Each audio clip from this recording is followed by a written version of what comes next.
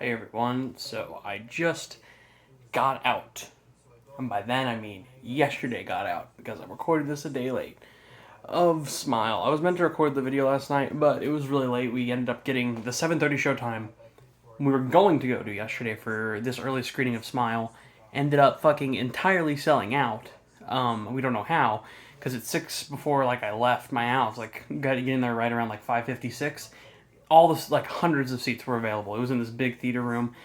Get there, pull up, the entire theater sold out. And I was like, how did it sell out? And she's like, I have no idea how it sold out. You'll just have to figure it out. I'm gonna change the lighting.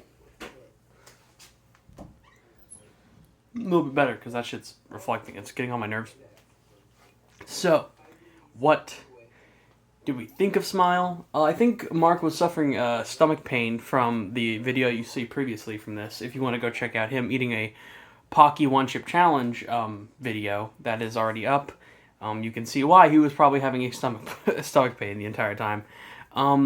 Overall, I think that this is a movie that, in scale, the trailers looked like they would either be great or bad. It looked like it had the concept of just a gimmicky horror film that would be PG-13, Blumhouse would put it out, something like A Happy Death Day, or Truth or Dare, if you're really going accurate, Truth or Dare, because, Truth or Dare is literally a movie about big smile. I can't do it. I can't do it. My smile doesn't curve up, The ideal smile you draw when you're doing a smiley face, that's what this shit is. This whole movie isn't what Truth or Dare was. This movie, though, gets it done so well. It's a basic premise, a predictable story. Sometimes it drags on too long. There are ideas here that do not work, simply.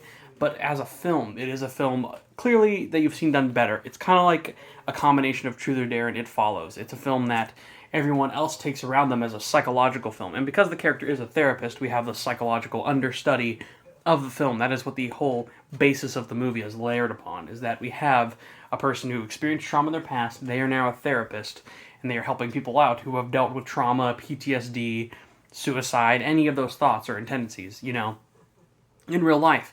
But Smile, the entity thing that everyone's occurring, that you're seeing these things that are like all that shit, any of the things that are smiling, that seems to be a genuine thing. So when one of the characters, or one of the patients that the main character is looking at, just only after 10 minutes, basically tells her there's something smiling at her, she starts freaking out, choking on the ground, and then she stands up with a big smile and slits her entire throat. And that plays this really cool imagery later in the movie, so I won't give that away.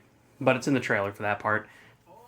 And then after she commits suicide in front of her, it's the therapist, our main character, who starts to experience all this shit happening around her the exact same way it was happening around the patient previous, and it goes back as you can expect. Very predictable storytelling. You can pretty much figure out where the whole movie is going to go from there. But to genuinely give you an idea of what you're wanting from this movie, if you're wanting some good scares, there are good jump scares. Jump scares are handled well here. There's one or two where I was like, that's very basic, that's what I expected from you. There are numerous, 4 or 5 scenes where I was like, that was genuinely creepy and unsettling.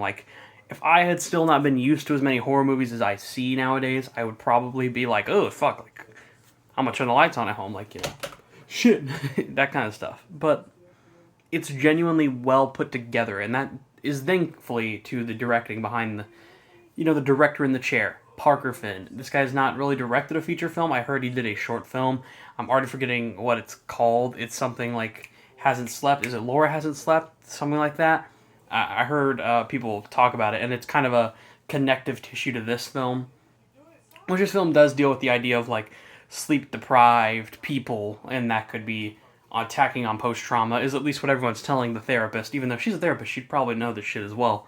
But there's just a lot in her past. Her mother died at a young age. Just the opening scene is you see her mother clearly kill herself and cause trauma for the whole family. So, you kind of get a growing tendency that all these characters also in the past had family trauma that leads to this new trauma, and with this entity going around, with smiling people just being in corners telling you, you're going to die and, you're fucked, it kind of becomes like an It Follows meets The Ring scenario. And in that place, it's unique, but yet still unoriginal. There's just nothing here that I think is going to amaze someone to go see this film. Just basically what I'm saying is, this is not a Barbarian, this is not a Pearl, this is not a Nope or Bodies, Bodies, Bodies. Those feel like original ideas, fully crafted to their own uniqueness and structure. They're well-made films, but they're also something that you get different from every time.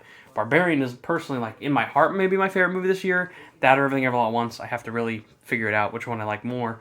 But they're on an equal level, and I loved Barbarian. I did not review Barbarian because I've just been busy this past few months. Fuck, I should have reviewed it.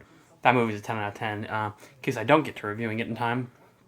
Pearl, I did review recently. I left the theater, like, feeling dreadful, but that was kind of the point I think I was supposed to get. I felt that in the way, but there was something unique there. Nope was an original story, and even if it had things that related to other films you've seen, such as Jaws or Signs, it felt original, and it felt grounded enough where I didn't expect to see where it was going. Same for Bodies. Like, all these films are great. This is a great year for horror, honestly, as well as the Black Phone, which is based on the story. I have the Black Phone, like, fucking right here. Like, great film, you know? But Smile is just nothing above what it is. I wish there was something there that was, like, extremely shocking. The ending is pretty fucking brutal, and where it does go, what it becomes fully, is pretty shocking, and that's a fun scene to experience, and it might actually, like, affect some people pretty heavily. And the sound design, I might add, is very well done. This shit is loud in a small theater. I'm seeing it in Dolby this weekend. I am not fucking prepared. I need earplugs. That shit was loud as fuck. Maybe the small theater was just loud and turned up all the way, but if it's as loud as it was, because I don't feel it was that loud, I can't imagine how this will sound like the Dolby theater. Regardless, see this in a Dolby theater probably with a packed crowd. That would be the best experience you could get from this, just strictly due to the score and the sound editing. Top notch on this film. I'll give him that. And some of the scares are very well done, and Parker Finn's direction is definitely what adds to it.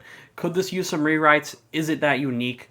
Is there anything amazing you're going to get from this? No. In fact, I think that there was so much more that could have been here had this been just a different premise, but we are very limited to this premise, and this premise is the gimmick of the whole film. The whole gimmick of the film is one central idea about mental illness, and everyone being like, oh, you have mental illness, you have problems going on, clearly it's trauma, and the character sees things. It's like It Follows. It Follows might even do it a little more unique, even if I think that film in the third act gets a little messy. This film holds a central idea very well. The scares are very well crafted. If it was shortened by 15 minutes, maybe I wouldn't have as many complaints. It does feel like it runs on a little too long to the point of where we're going. But if you want a solid, fun horror outing with your friends that I know, if you have friends who get pretty scared or easily scared, or they don't get very scared, they're used to horror movies, this one could still creep them out. It has some genuinely fucking brutal, not in a violent way, just intense, intimidating, very, very creepy scenes.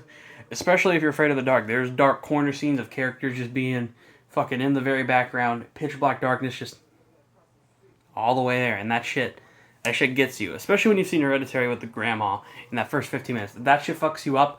Imagine like 3 or 4 of those things, because they are in this movie, and they will get you if that's what gets you. So overall, I thought Smile was a good time out at the movies. I'm excited to go see it again with a friend. There are some parts that are shocking I'd like to see his reaction to. And if you have friends and you have a Dolby theater near you, or just a theater that you know is loud and big and will sell out, do go check this out. I expect this to be a pretty decent box office success. I can't imagine the budget being super high. But yeah, the marketing for this has been really funny. If you've seen like just people having standees and cardboard cutouts, or just people in general smiling at like fucking Today Show or Jimmy Fallon show in the audience, or at games and football games and baseball games and shit, that's really funny.